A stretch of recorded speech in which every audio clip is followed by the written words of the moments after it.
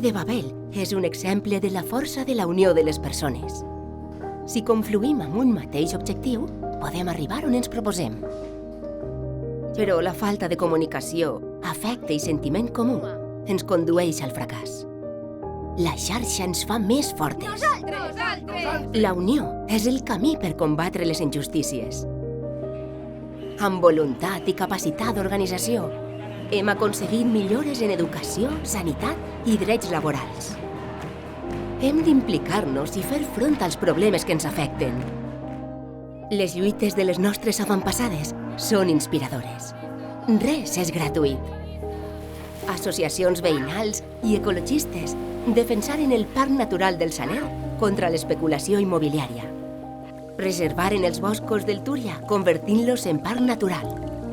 Aconseguiren que l'antic llit del Túria siga avui un gran espai verd i lúdic. Gràcies a la lluita de persones compromeses, avui podem gaudir dels nostres drets. Com Laia, que forma part d'una AMPA per millorar l'educació. Com Manolo, que està a una associació veïnal per millorar el seu barri.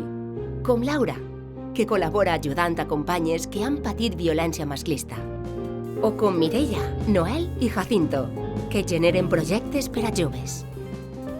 La Fundació Horta Sud impulsa totes aquestes iniciatives orientades a la transformació social, basades en els drets humans i els valors democràtics. Necessitem un teixit associatiu més fort, independent i crític. Vivim en un sistema que tracta les persones sols com a consumidors. Un sistema que fomenta l'individualisme, però amb solidaritat i respecte a la diversitat. L'empatia i reconeixement de les minories, l'autocrítica i el diàleg, podem crear un món més plural i més igualitari.